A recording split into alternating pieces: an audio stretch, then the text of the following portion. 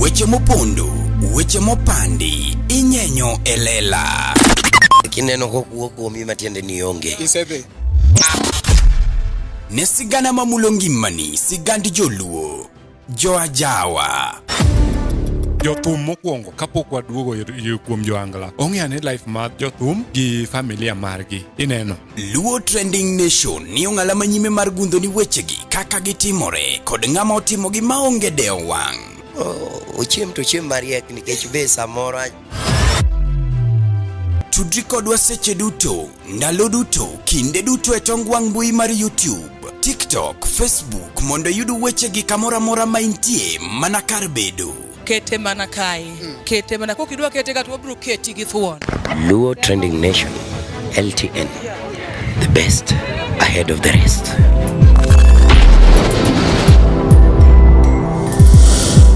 LTN, Luo Trending Nation. Podeno marinasho mari chieno jambo ne mbele, chiene mineno mbele miyoko. Kawuono ta tuo, kumantiere ni is very cold. I think if you're very keen, then you can realize there is a change at Duonda.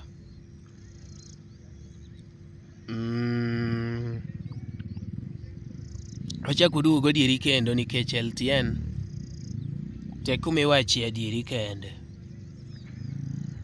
Wachako biro gadieri. LTN, Luo Trending Nation.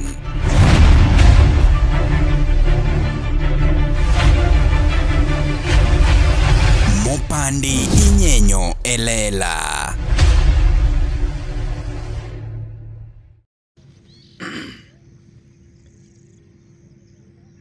Wanadieri emwadako. In fact, gimodagowa iluongo ni the truth. Kore momi iluonga ni umari the truth meter. Adona wuo mos nikech one, kora late, ariyo, an gi koyo, adek, an gi homa, an gi gik mang'eny. Wasebedo abeda kowadongo, kikonowa ni we are the future leaders, we are the future leaders, we are the future leaders. Nyaka korero wachope future. Makoro ningo beni wabedo leaders. To jok mono konowa ni we are the future leaders, wigi uduogo wil. Ni they've been telling us all along that we are the future leaders. So when the leaders want to react, they don't want to listen to. Mokwongo, Jomigori, we are wuogi baba wa on your behalf. Baba miya lopa. Baba miya lopa. Anwoyo. Father Okawal, I'm very serious. Miya lopa. Kawuono awuoyo gi baba wa. Pila ja wuoyo gi kawuono awuoyo nga gi father na. Baba address e Luo Trending Nation miya lopa. Mondo atim gang'o? Ara also a congratulate godo Jomigori. Jomigori mana kaka dheno kaende mana gi majno.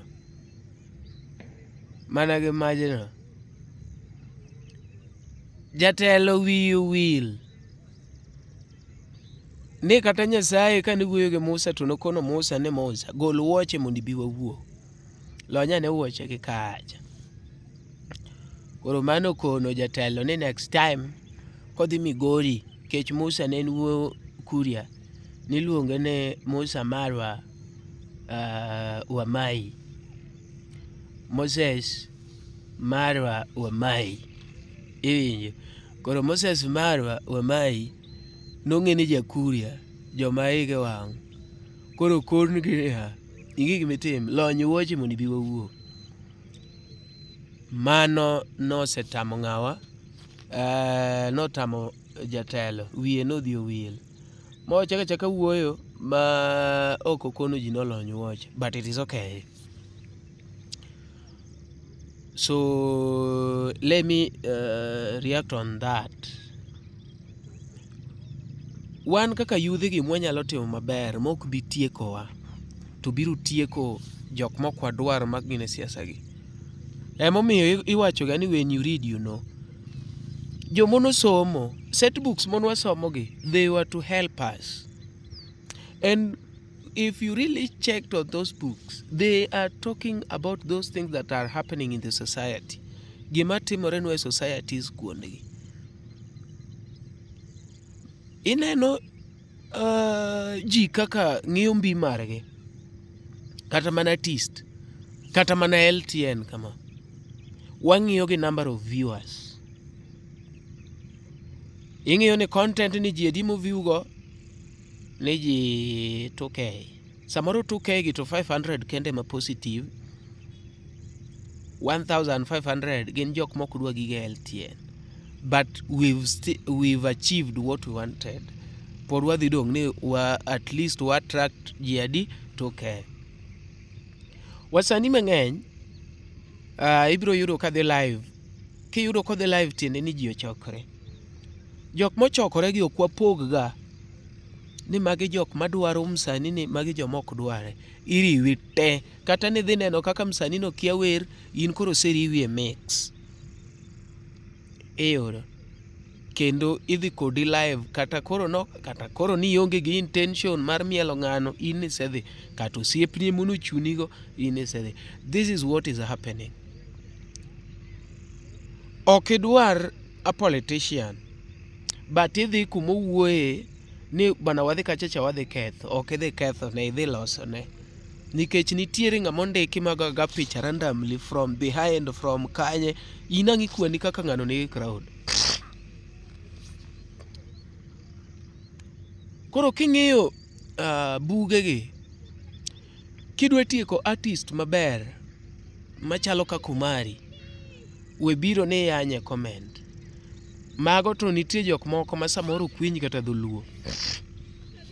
Kampuni moko ma ok giwinj dholuo to giduogo ging'iyo luo industry ka, ging'iyo reaction, giyudo ka comment gin 100.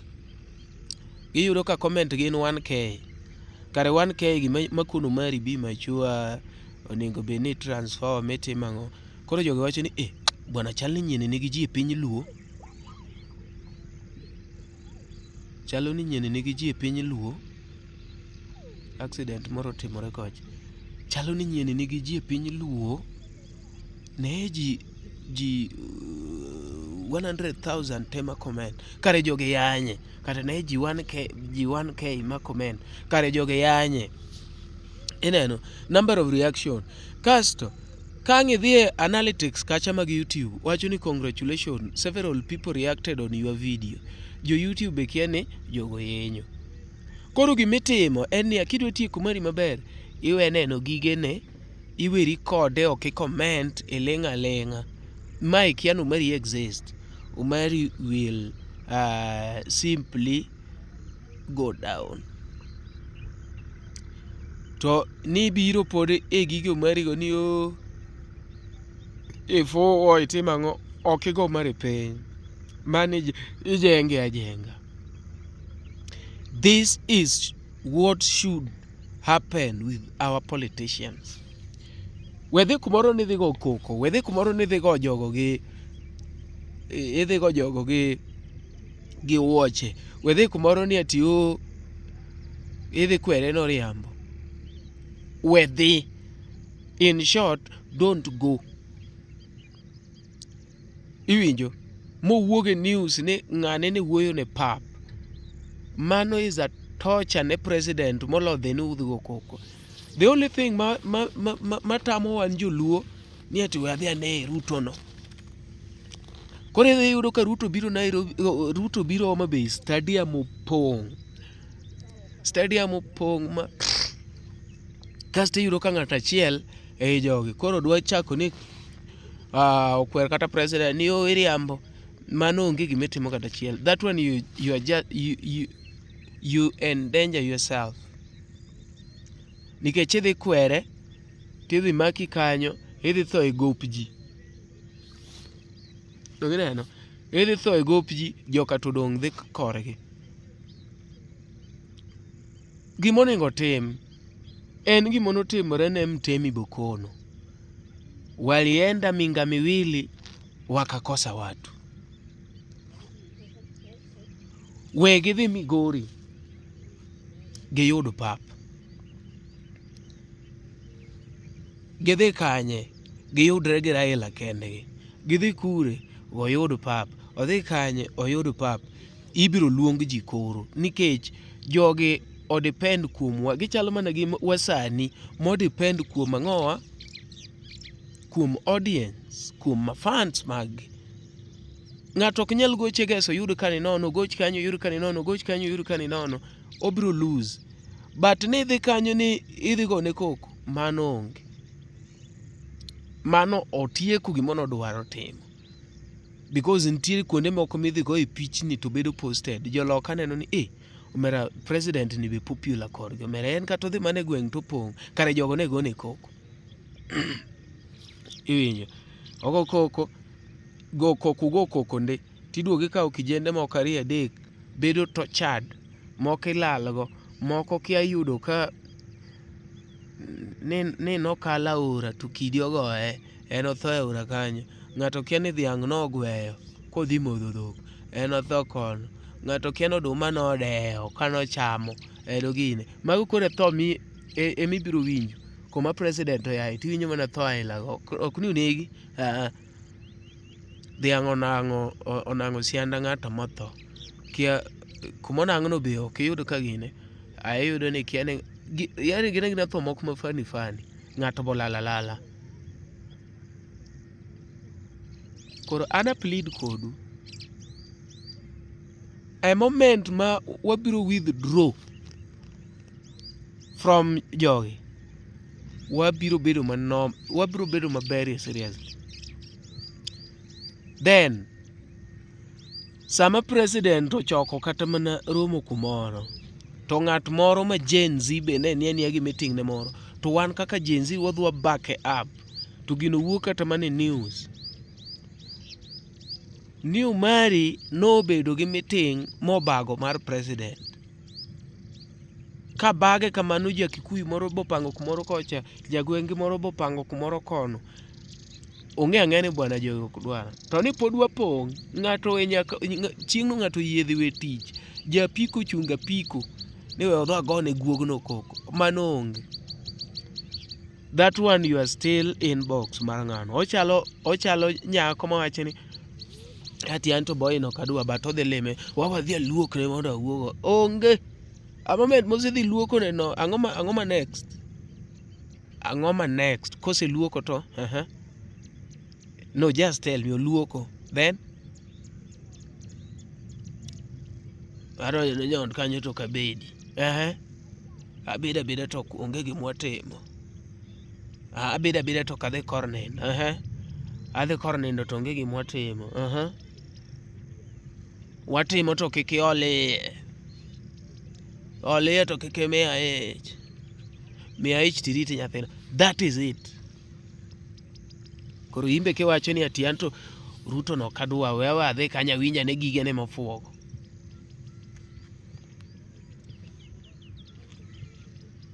Then you are oseruaki box. Koro ine mifuo, gige ne mofuo, ine mifuo. Ichalo mana kaka ng'ama ok dwa LTN, to always you are there watching. Don't force me to say that word, but you are there. Chalo jomoko dhiera ni nitie jothumbe moko mok gidwa, but ok nyal golo thum moro mok giwinjo. To ka gisewinjo gisiko mane rach, mondo mi owinj ni rach no osewinjo. Ka ng'ato thumbe ne osebedo marach ni 1, 2, 3, 4, tineno ka pod mar 5 be pod ng'iya, mano ng'amiero. Mano ng'amiero. Koro wawe jogi. Don't attend. Mana tieko.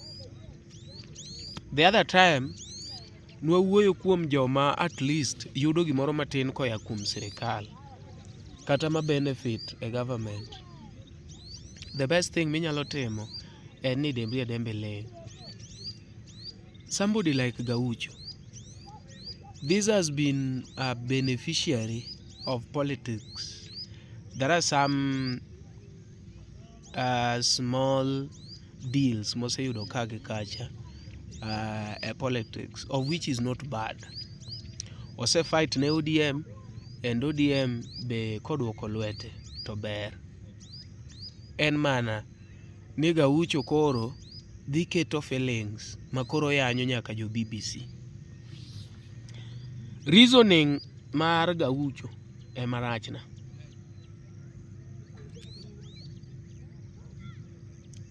Weuru kawuono penjue. Ka ng'ato osebedo ka kwalo, gweng'u no osebedo ka kwale, kasto polis moro biro to mako jakuo e ot moro, uga ng'ap kendo, uga ng'ap ni osekwal kuondegi mang'eny, dak isemako ji, ang'o miyo kawuono kimako ji? What does that tell us? Nyiso ni kare gigi no kwalni kata mago jokuogni. Ineno ka reasoning mar Gaucho nowacho niya, ni ang'o miyo mae makoro gimenyo, to kien ang'o nosetimore no gimenyo, ang'o nosetimore no gimenyo, ang'o nosetimore no gimenyo. At least jo BBC o capture monosetimore e daylight, mache gimonotimore ka in fact ji neni nyaka live. Iwinjo? Koro gigi ne yot kao from the footage.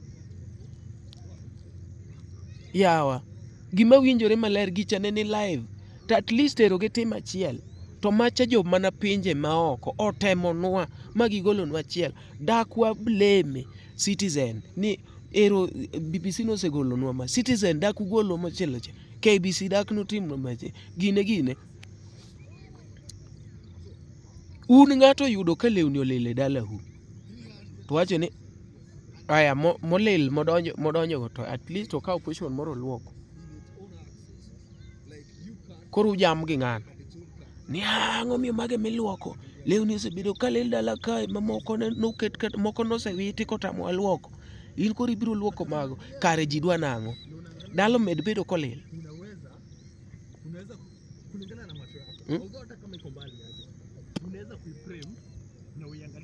Gicha notimore ka MPs magwa nie parliament, and what we know, they don't consider us, they consider themselves. That is why salary can delay. That is why people have been crying for high cost of living, and they do nothing about it. People have been complaining about the salaries. Onge sector masiwinjo ni kawuono MPs obet ni bwana wadwonwa mede polise wa pesa, jogi chandore, jogi wuotho nyaka otieno. Onge. Kawuono wadwonwa mede jopuonje wa pesa, jogi timo ang'o? Onge. Kawuono wadwonwa mede dakteche wa pesa. If they sit about salary, it is their salary. If you hear anything to do with salary, mano ko salary gi. Iwinjo? And as I told you, jogi kia pek mar maisha, gikia gimwa kale, gikia nang'o, nikech peswa nitie mang'eny monego bed ni timonwago project to donjo ofuko gi. Koro in kiwacho ni mogo beche ng'eny, ginyiera. In fact kokichiemo to jotelo gi nya penji ni tang'o matimi, ituo kosi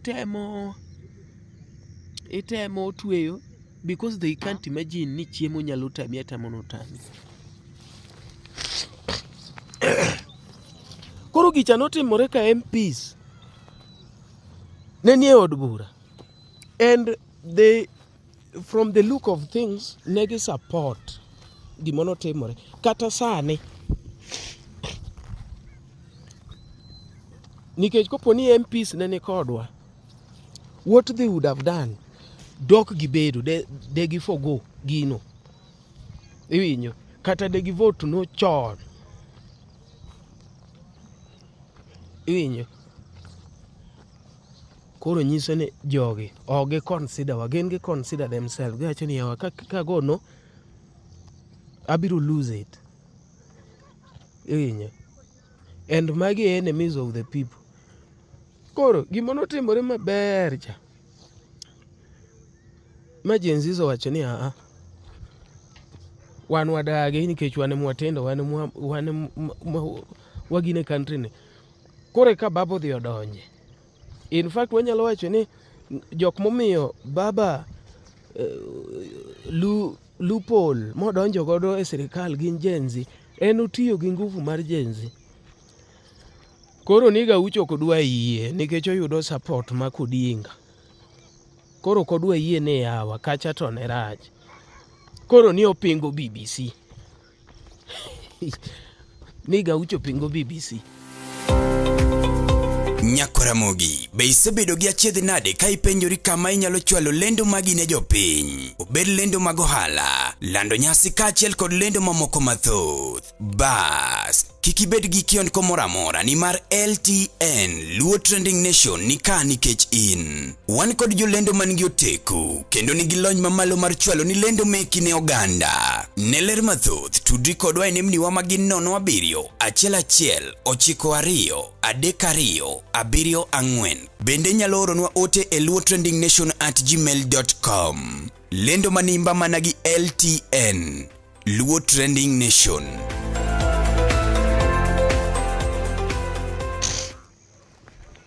Gaucho gi any other person, gino en kaka en no, iluongo ni jo un blood parliament, nikech un ubet kanyo consider mana you, to un bende momiyo negi nyaka nyithindo, but un to nu deserve mondo negu nikech ka koro ok utim gima jopiny dwaro. Jok mono neg marach en nyithindo ka, nikech gin to negi transform the country. Iwinjo? Some of them are still missing to date, and there is no day that you people have come out mo wacho kata ni yawa nyithindo gi nonegi kama. Do se defend at least kata jopinje ma oko go do winjo. Iwinjo mana ka ng'ato wacho ni ne late to ne late, but ne en gima wich kuot kabisa. Ne en wich kuot nikech ere kaka gidonjo nyaka parliament. Gik mowacho kamani to families olalo nyithindegi. Utimo marach. Gaucho, in gima nonenge tem, in koro ni paka fadhe e gik mosetimo maber emiwuoye. In koro kuonde mosetimo maber emimeja. To ok ni wuoye nyaka gima imbi ng'eyo e real sense ng'e ni rach. Gaucho de owadwe matho, de yudo kaka ta pesa mimiyi gi Joko Odinga kare be ok mit. To nikech in onge watni monolal, emomiyo inyalo wuoyo kiyiengori e kom, isechamo gimichamo, ilielo wiyi rabondo ni geto president. Kidwaro bedo geto president to fight ne jo geto. Iwinjo? Fight ne jo geto. Ok ni ati in iwacho mana gik madhi loso ni relation gi mama gi baba. Mano kumoting'o ida gi. Nawinjo ka ng'ane wacho, ng'ane ne political arena, ni one to one gi kwende kuma kelo ka problem en nomination, nikech party nyaka ng'e joma loyal. Kaka an ang'eni ka chung' ni kawuono nadwaro MCA korwa, tang'e ni party ok nyal miya party mar ODM, ok party moro moro. Party mar ODM to an ang'eni ok nyal miya gine, ok nyal miya certificate. Nang'o?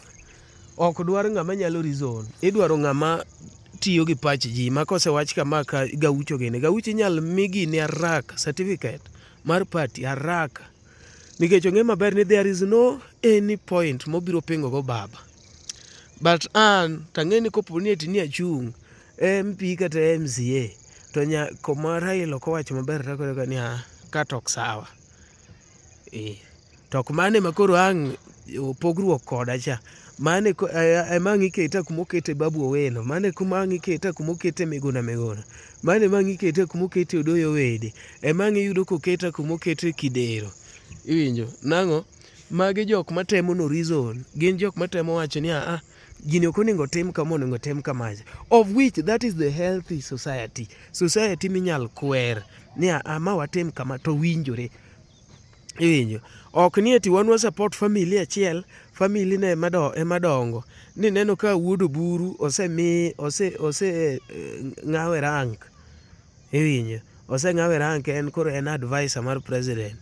Aya, gigi timore atima kamano ibiro yudo ni wini ki oket kanye, ng'awa keno tim nang'o, ng'awa tim nade. Nyiso ni it is just a family, not a country. Iyuda maber. Aya, kata kiduogo mana e county piny, pod ibiro winjo mani ati Gladys oketo owetene, ki oketo ang'one, ki oketo ang'o. Nyiso ni jogi we are backing them up, but gikone ni families gi ema benefit. Iwinjo ng'ato support Raila Damu, Raila pod kiae kata gi nying.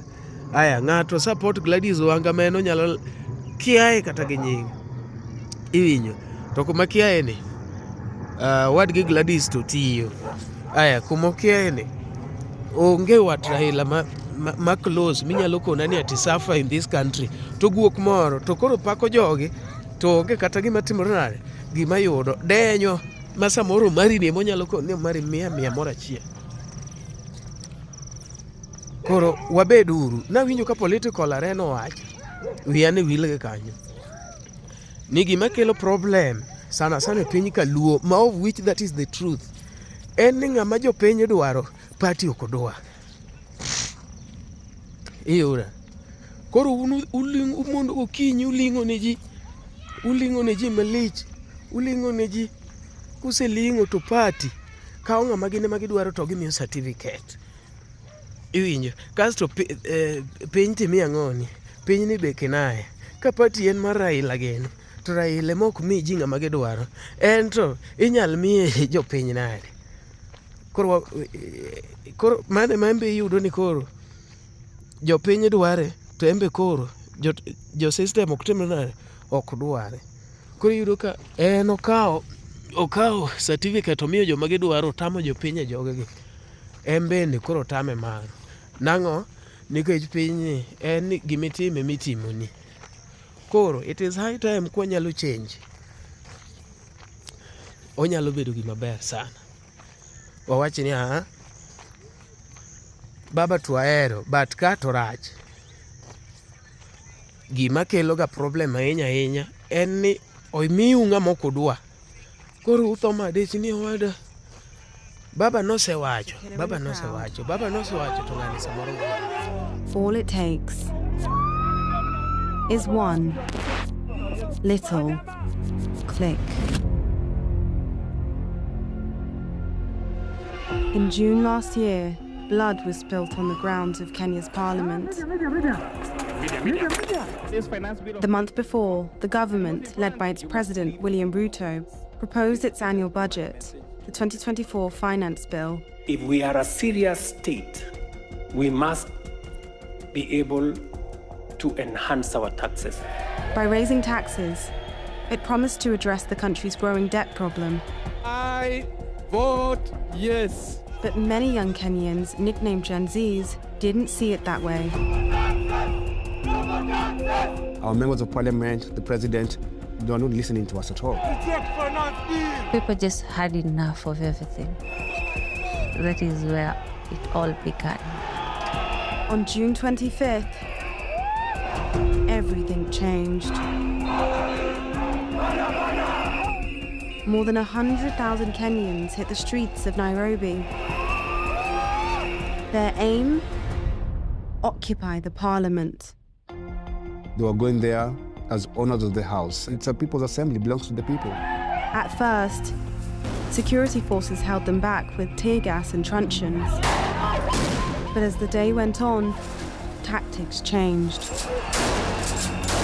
Every single time we went to the streets, we even had our hands up saying, we are peaceful, we are peaceful. But they still gun people down.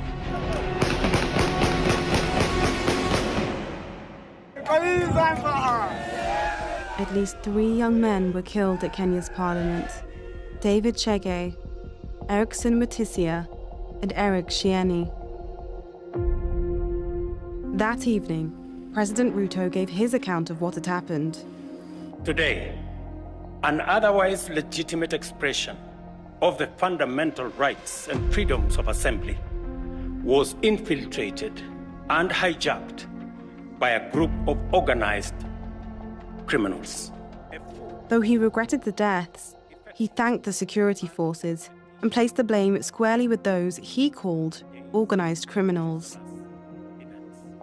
Since then, no official investigation has been published, and no one held to account for the killings on June 25th.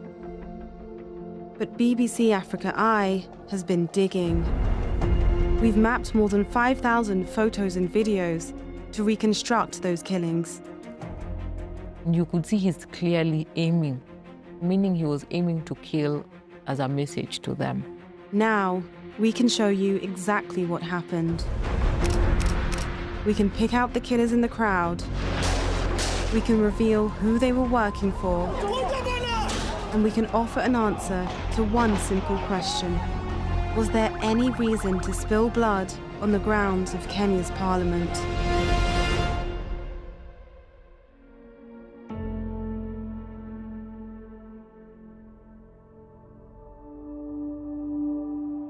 When I came into office, I told everybody, tighten up your belts.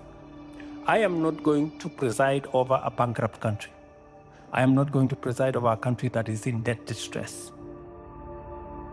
In 2024, the government produces another finance bill. Taxing basic commodities, so people couldn't afford them anymore. Over the past decade, our tax revenue as a share of GDP has remained stagnant. We have quorum to transact business. June 25th, 2024. Yes, order. 9:30 a.m. at Kenya's parliament. We are dealing with a very important issue of the finance bill. Inside, MPs are filing in for the last reading of the government's finance bill. Outside, It was a party. It was a beautiful party. Kids came out with Bluetooth speakers and their water. It was a carnival, the entire city. There was no destruction. There was no violence. There was only one goal. When we started reading the bill, we'd go to parliament. I'd look at every corner and every side. I really felt that this was it. This is something this country has never seen before. I saw hope. My name is Ademba Alans. I'm a journalist by profession, currently in school. On June 25th, for me it was just a normal day. I knew people would just be there, shout, Ruto must go. People are live streaming on their TikTok, on their Instagram.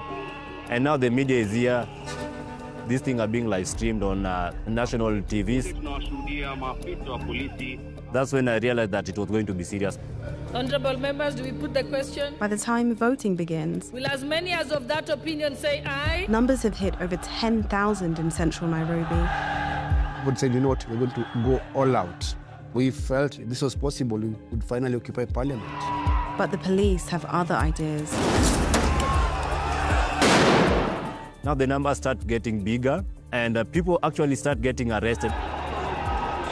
The police are everywhere. They're trying to push people back. People start confronting the police officers, not fighting them, but asking them, why are you arresting us? We are peacefully protesting. For 3 hours, more than 100,000 protesters pour in from the east, the north, and the west. They unite and push towards their target, Parliament.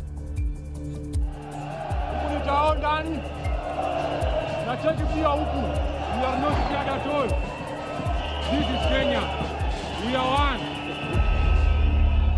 Order, honorable members, order. Despite the chaos on the streets, MPs are still in the chamber. I vote yes. Ongili Babu Owino. I vote no. I was 100% supporting the demonstration. We were not happy in Parliament. There was a lot of lobbying by the executive, those members of Parliament who are in support of the finance bill. Earlier on, they were so happy that they were winning. Back at the protest, police are holding these 3 pinch points. Tear gas and rubber bullets hound the protesters. But they keep coming.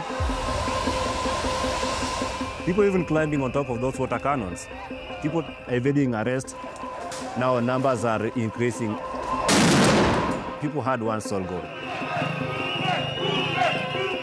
to enter the parliament. By 2 p.m., police are mounting a last defense at the northeastern corner of Parliament. But they're surrounded.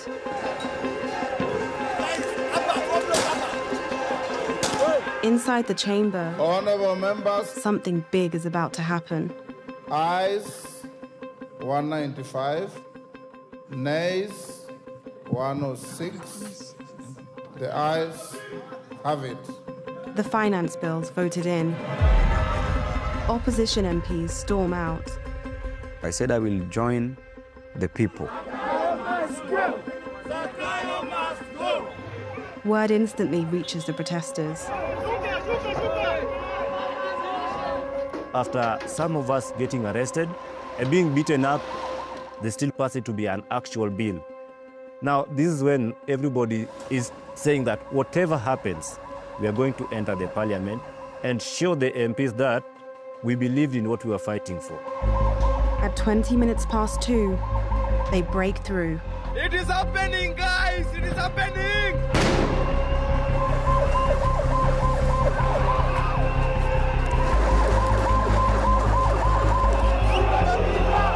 They've reached Parliament. What do we manage to ingia parliament? People are inside the parliament. A lot happens at once in the next hour, so we're going to break it down minute by minute.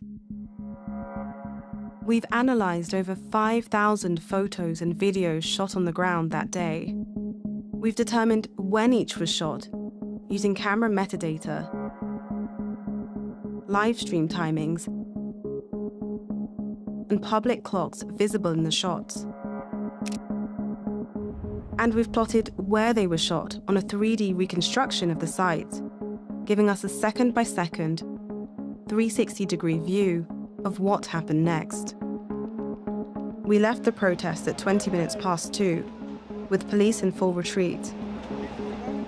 Some demonstrators pursue them down Parliament Road. Others overrun this area and destroy an abandoned police truck. The rest tear down the fences and set foot on the grounds. The incursion is short. They don't make it inside. Security forces return up Parliament Road to clear them out. But with them come the photojournalists. On the front line, one photographer took these. He didn't know it then, but he'd just captured the last 3 seconds of this man's life.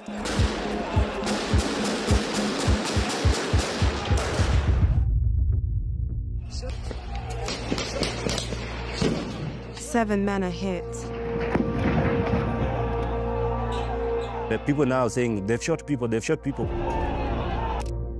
Edemba tries to reach them. Now you're just there, you're also crying, you are terrified. Maybe I'm the next person who is going to get shot, but you have to help these people.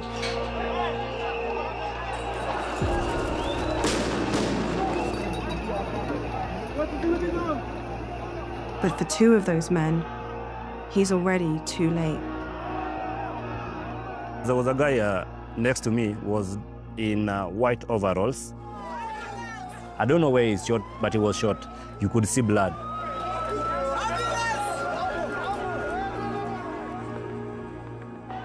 We saw this young man in the street a few moments ago.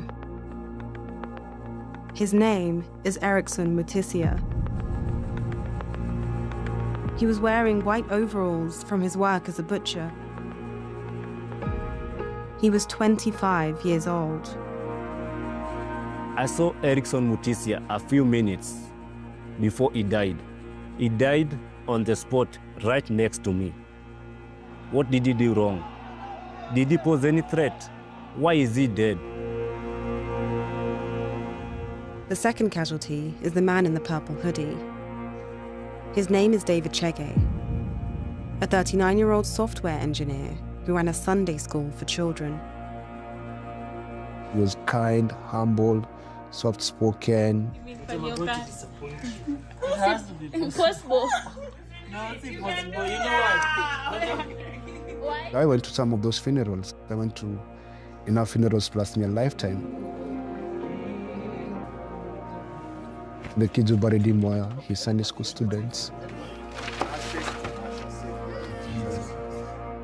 And everyone had dispersed. Found the mother standing alone at the grave. Mom, I'm so sorry for your loss. What did you like to tell the country? Yeah, I have no words. I don't know. Nothing spoken. I actually think that was the last funeral that I went to. I couldn't handle the more mothers breaking.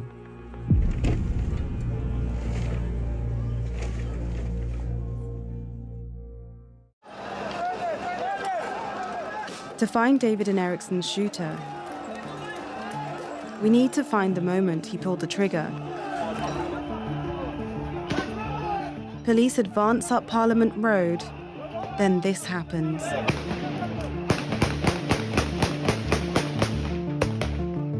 It's not clear at first, but look closer. One officer kneels to a firing position, and then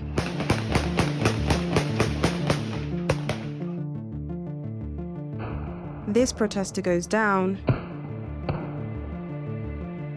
as does a figure dressed in white, Erickson. To see David, we need to change our angle. If these shots hit him too, that officer's 50 meters from the pair as he takes them. And it just so happens one journalist was filming in the right place at the right time.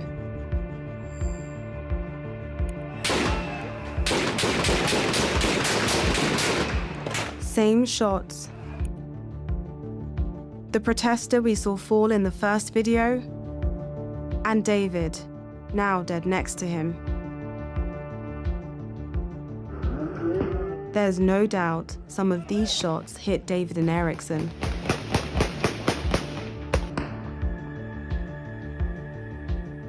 Meaning this man is the one who fired them. But how do you track a man with just a photo of his back? Look at the uniforms. Different weapons. Different body armor. Riot shields. Headgear. And in his case, an upturned neck guard. His features single him out in a video shot a minute later. A perfect match.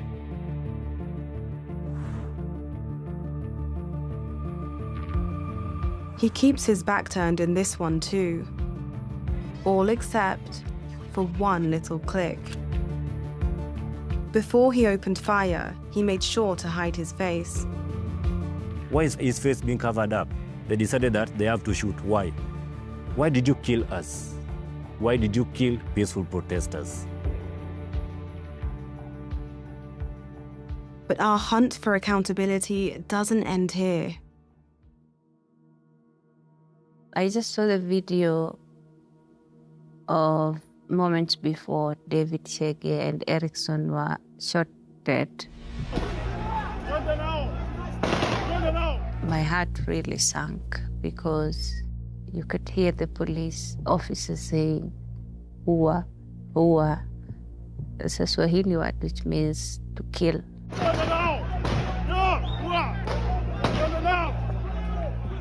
Why would a police officer who is mandated to protect us be that brutal and cruel for nothing? After months of digging, BBC Africa Eye can identify this police officer. His name is John Kaboi.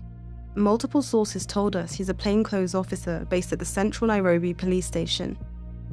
Even after the fatal shots, he could still be heard urging his colleagues forward to kill. This is the man who fired those shots into a crowd 50 meters from him. And this is the officer who urged him to do it.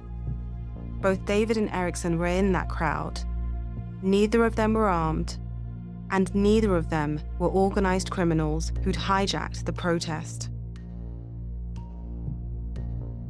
This is what the state is, killing its brave, harmless youths, demanding for a better country. Erickson's friends carry his body to the southern gate of Parliament.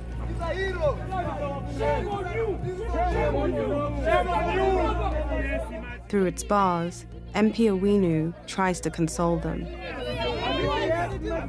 These gentlemen were genuinely fighting for their lives. I jumped across the gate to see if I could provide help, but this young man had lost his life.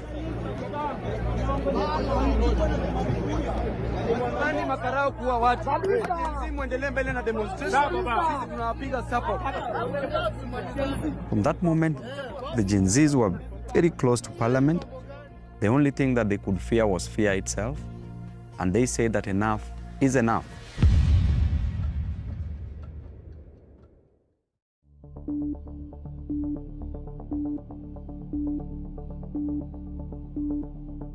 Rather than dissuade the demonstrators, the killings have galvanized them. They try for Parliament again, but this time they do it differently. People came in numbers. Like, a whole stadium is there. Most of them are just, they fear for their lives, but they want to get to the Parliament. One man at the front of the pack stands out. We saw him earlier, photographed seconds before David and Erickson were shot dead. It's a clearer picture, but we still can't see who he is. But in this one, we can. No jacket, but the gloves are the same. And the shorts match too.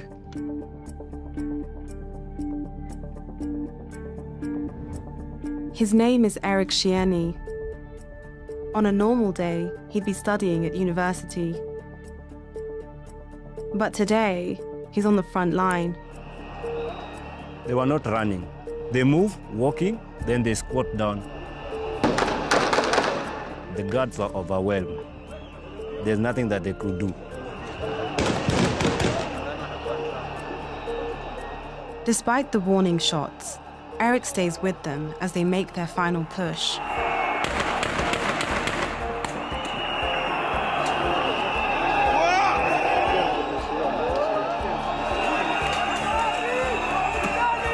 People now entered the Parliament. People were inside the Parliament.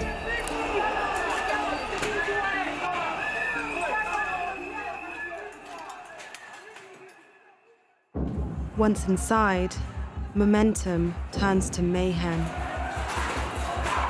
The damage is in the millions. Even the chamber is breached. Mr. Speaker, sir, I'm here to address you.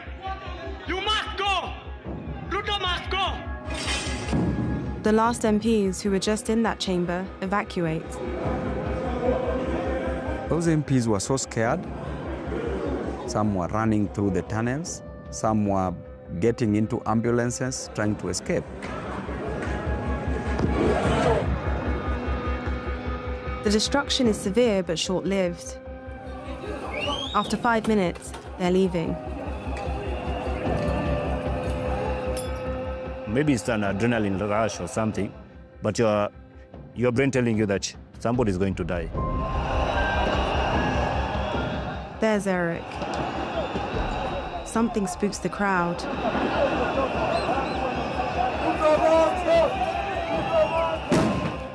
He's caught in the stampede, and we lose him. Ademba's right. Somebody's going to die.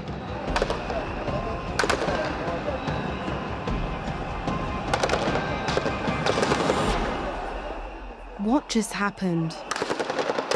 Behind the smoke, 3 bodies remain. 2 of them are wounded. Ademba's there again, leading the evacuation. This person is heavily bleeding. There is no ambulance, so we carry him. They're shooting us! Why are you shooting us? Why are you killing us? I feared for my life that my parents could never see me again. But I also feared to let other people die when I could help.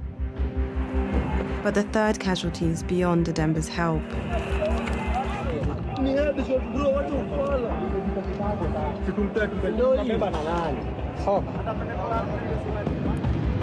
A bullet's torn through the cap and its owner, Eric.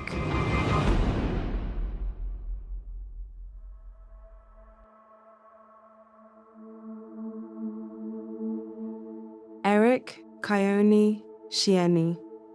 Good day! Good day! Perfect day! He was a 27-year-old student of the University of Nairobi. He studied finance.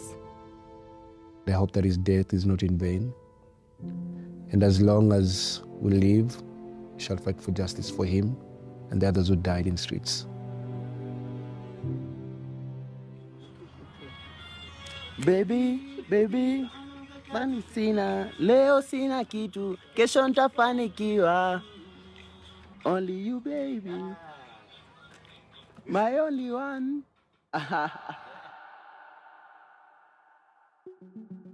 Everything we've seen up till now leads us to one question.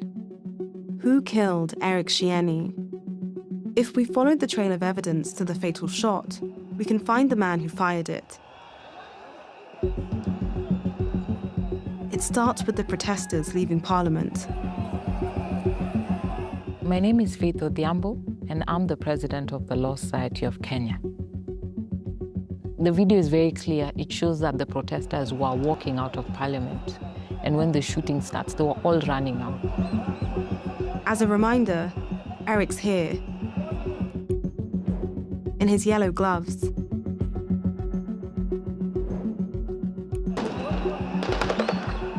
We lose him for a moment, but pick him back up as he reaches the exit.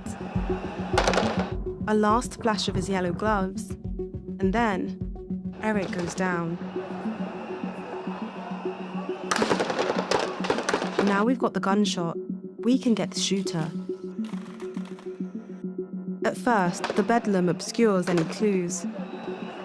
Then this man steps into frame. You could see he's clearly aiming, so meaning he was aiming to kill as a message to them. Have a look from another angle.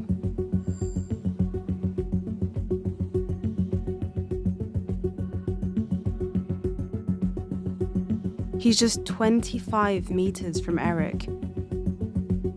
And there's no question where his rifle's pointing. The aim was to kill those protesters. Eric was just the unfortunate one.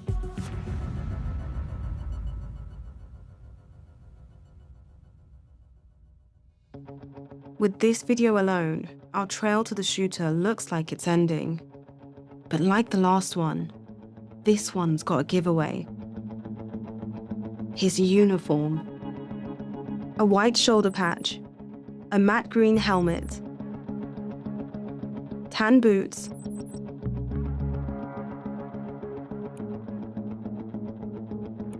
and a solid stock rifle. Perhaps that's enough.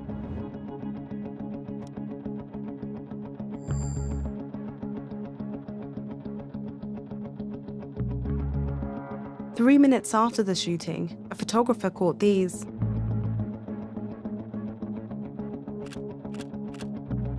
At first, the uniforms all seem the same, but there's actually subtle differences. Wrong headgear, no shoulder patch, different rifle stock.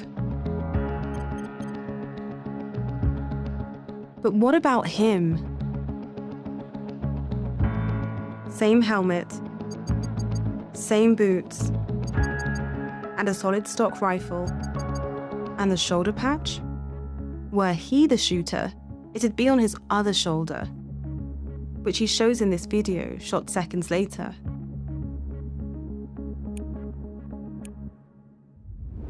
There.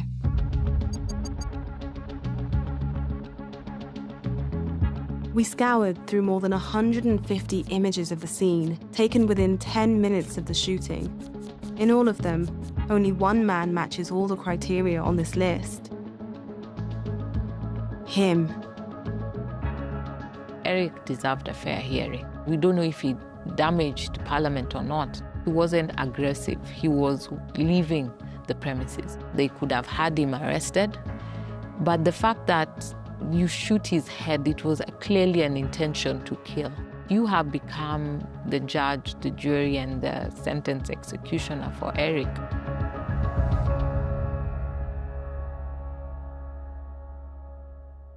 Our suspect wasn't there by mistake. He was working for someone. So the last question is, who? It was very terrible that day. Let me just breathe, because there was actual psychological effect on me following the demonstration, because seeing what I saw in front of the Parliament, the blood all over the ground, I wouldn't wish for anybody to go through that, any family to witness their son being buried.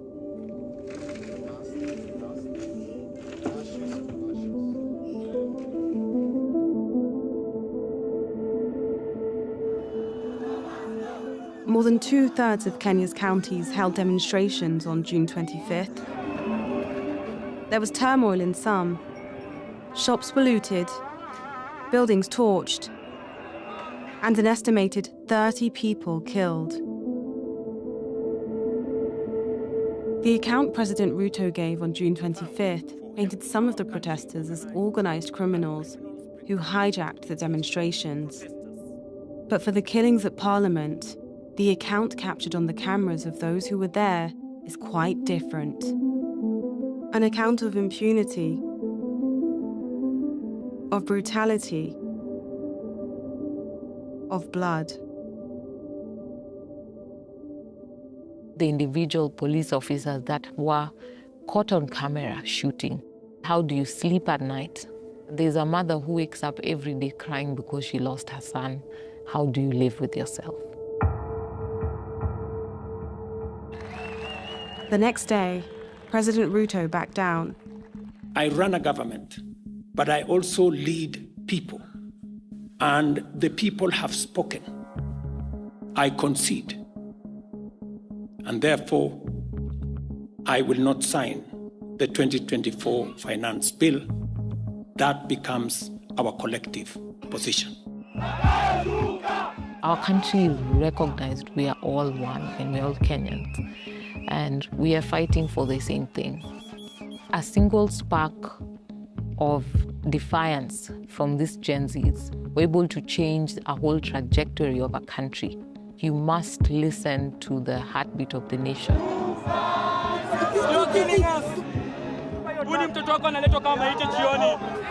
We're going to demand for accountability and justice. We're never going to give up. We, the citizens, have the power, not them. We have a generation that once they believe in something, they will do anything for it. If you believe in something, just fight for it. To kanyadhi romo gi class to nyinga chiel ema waparo. MC Suits Creation. Watwango sude mamiyo dhano loko wigi karango chien. Sude mag chuo kod joma mine. African wears kata kaftanas. Fancy dresses, kaunda suits, celebrity outfits, weddings and rural show outfits. Fashion designs, corporate or staff uniforms. Ready-made suits, custom wears and assorted tailoring. Neler mathoth limbui marwa mar Instagram at MCDbogo, TikTok at MC Suits, Facebook at MC Suits Creation.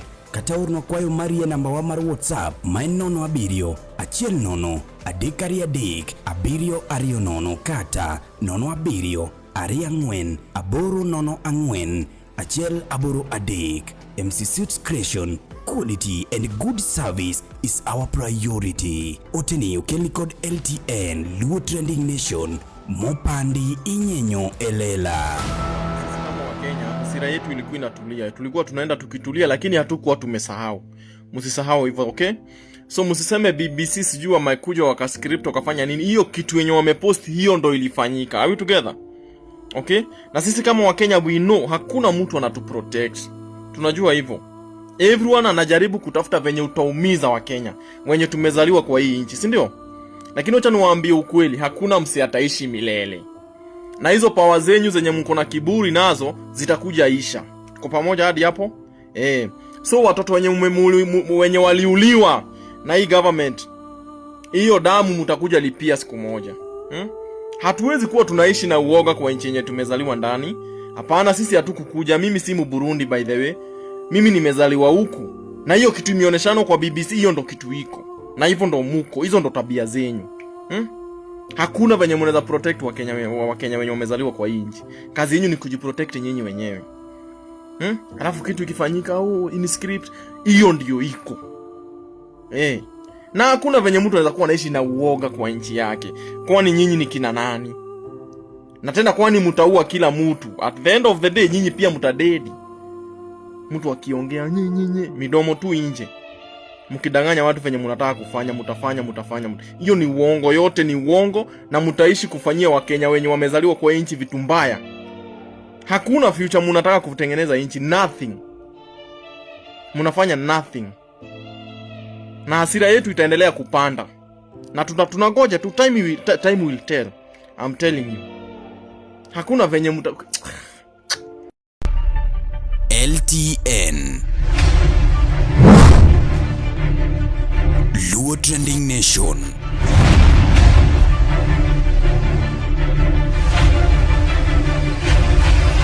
Mopandi Inyenyo Elela. Koro ji ochenje kanyo. Mama gini sani gin legends. Gilos ending line ni maber. Finish line oningo bedni bedo maber. Koro oningo gichange. Giweji oyier joma gidwaro. Koro in advice mana jopiny, advice jotendi ni los good rapo gi jopiny. Los good rapo gi jopiny. Koro miyo ji tich mayot ka ng'acho dhi e ground tiyiere. Iwinjo. Ok ni ati koro en Raila ema dware jopiny. Mani nyis emomiyo jok mang'eny tiyo ne mana Raila, ok tine oganda Luo. Ng'at machalo kaka Gaucho kopo no omi kata mana jaduong' gweng', we kata MCA, jaduong' gweng'. Then gweng'no en obiro madong' kotiyo ne Agwambo. Iwinjo. Kora pani mayouth wawinjore maber. Wasupportre. Kopo ni yudo ka youth wadu nigi campaign pong, ka jodongo nigi campaign yae. Kaki tim campaign pap. Wawinja ni kata Gaucho genego kabiro address. Nikech jok madhi e pap ni dhi pingo. Ema Gaucho gene yudo jok magiwuoyo koseliel wiye. Osechamo kuonde moro mang'ich manodong'. Koro feel ni embende en president yore. Chieta.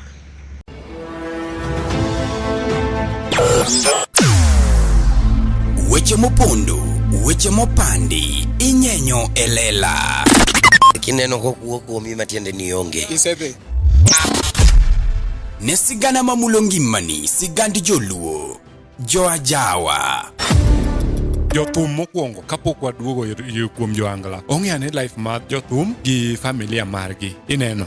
Luo Trending Nation ni ong'ala manyime mar gundo ni wechegi kaka gitimore kod ng'ama otimogi maonge deo wang'. Ochiem to chiem mariek nikech be samoro. Tudri kodwa seche duto, ndalo duto, kinde duto e tong wang' mbui mar YouTube, TikTok, Facebook mondo yudu wechegi kamora mora maintie mana kar bedo. Kete mana kai. Kete mana kokidwa kete ka to wabro keti gi thuon. Luo Trending Nation, LTN, the best ahead of the rest.